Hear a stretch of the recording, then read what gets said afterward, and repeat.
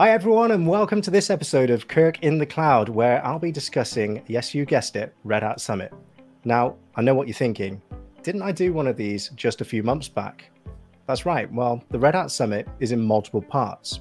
Part 1 was in April, and you'll remember that I did a discussion with Stu Miniman around all the key announcements, features, and everything exciting that Red Hat had to announce. I've got with me a great friend, John Spinks from Red Hat, who is here to discuss part 2. John, welcome to the show. Hey, Kirk, how you doing? Thanks for having me. Great to have you here. And glad you reached out and gave me an opportunity to come share a little bit of the exciting work we've been doing with RedHat Summit. Oh, brilliant. So a busy couple of days, Red Hat has just wrapped. So you're at the end of what can only describe as 2 very long days, right? Absolutely. Yeah, so even though these have moved to virtual, they still, in fact, some ways they're actually longer, because in order to support our customers around the globe, we try to present the sessions in all geographies. So we do, if we have a single breakout session, the presenter has that session in APAC, in EMEA, and in the US. So at least 3 times we're presenting, and we try to attend whenever possible all the sessions so we can be available to answer any questions. I mean, that's great. And that live interaction is something that, I think a lot of people have found extremely valuable from the shows.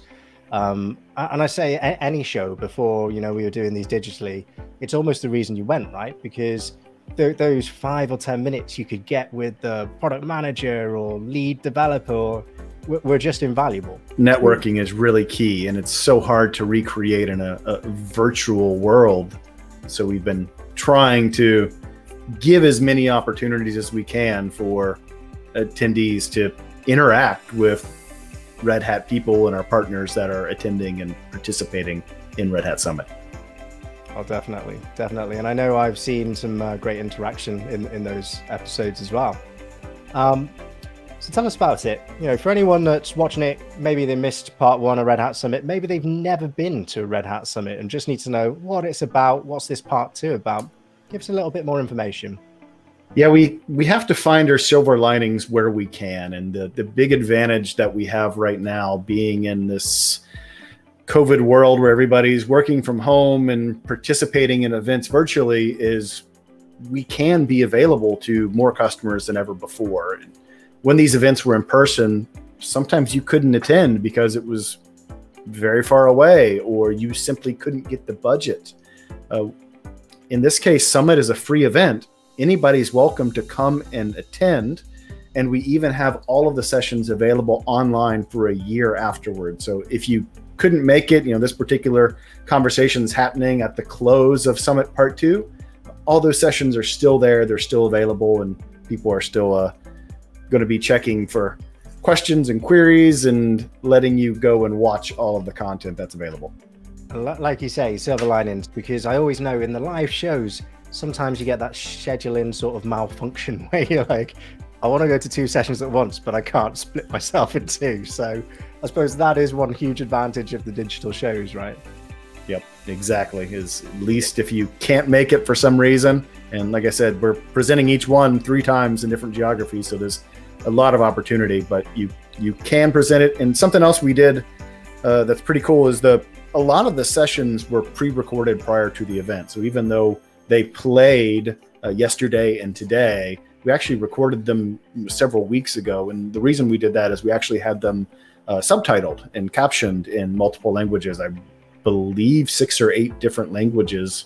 And we didn't just pass it through a computer. We had, a company that we hired to go through to do the subtitling to make sure that these are as accessible as possible to as wide of an audience as possible. So if you are not a native English speaker, even though we've presented the sessions in English, hopefully you can find a language with subtitle that you can clearly understand and follow the conversation and participate in the event.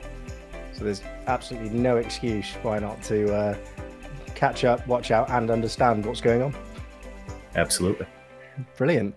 So I'm just going to load up your screen and let's just run through some of the main things that you want to call out for anyone watching. Sure thing. So here I am. I'm just went to Google and typed in RedHat Summit. It should be your first link. But this is the Summit portal. This is available for any of you. I'm going to just scroll up the page here. This is part 2. You can see the June event is now live. So what we just completed is our virtual experience. That is primarily breakout sessions and live Ask the Expert sessions. Back in April, on the right-hand side of the screen, that's all those sessions are available on demand, but those were primarily our keynotes, our strategy discussions.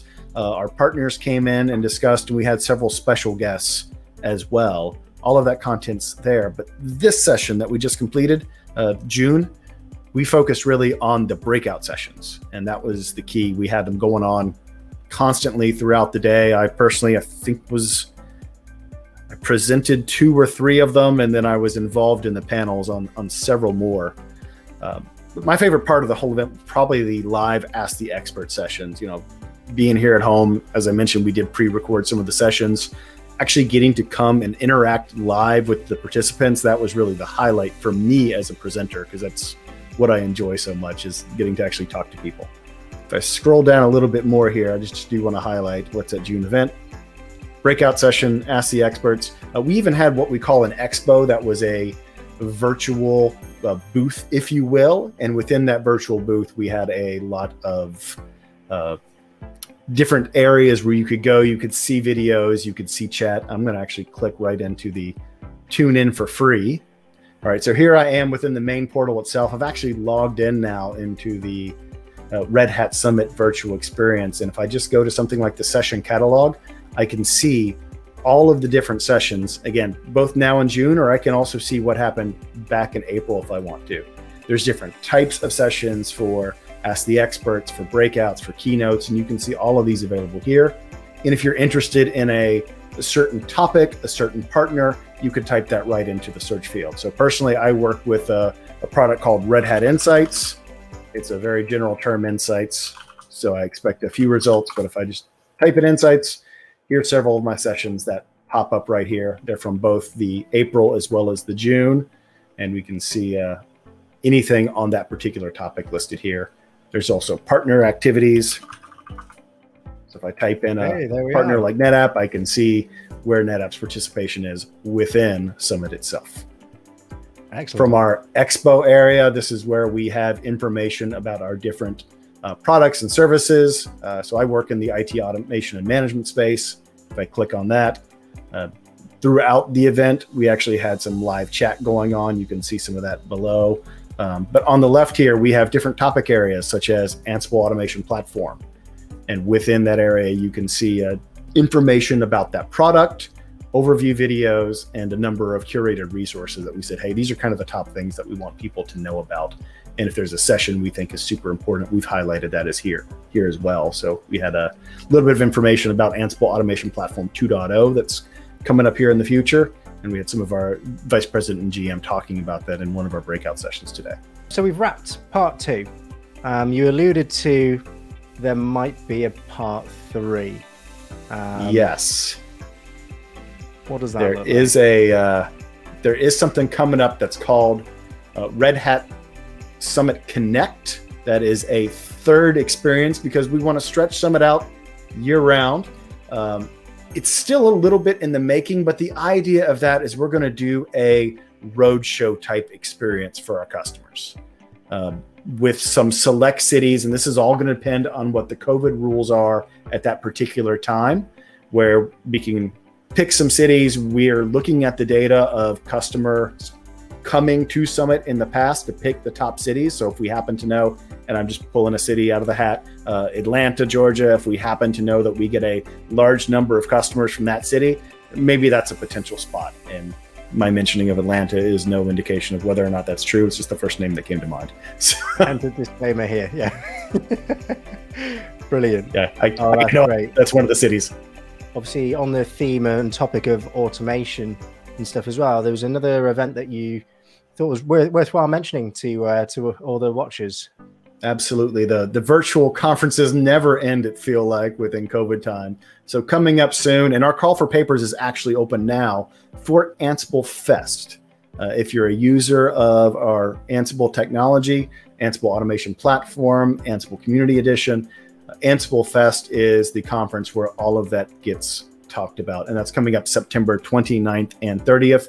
Again, it's a virtual experience, so if you happen to be an Ansible user, you can just go out to Google up for Ansible Fest, and you can hit that up and get more information. Like I mentioned, the call for proposals are open now, so you can feel free to submit your story. And much like what we just saw with Summit, if you want to see what we did last year at Ansible Fest, that's all available online on demand now. Well, I think we've been through a lot there. We've wrapped part 2. We've had a look into the future. I think there's plenty there for viewers to go and catch up on. We'll make sure that they have all the links they need in future. So with that, John, I'd just like to say thanks very much for jumping on, sharing your wealth of information with everyone on the show.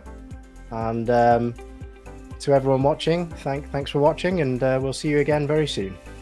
Thanks, Kirk. I really hope the next event we do is after Ansible Fest is not virtual. I'm hoping they're in person again soon, because these virtual events are great. It's always excellent to connect with people, especially people that don't get the opportunity to travel and go to these events.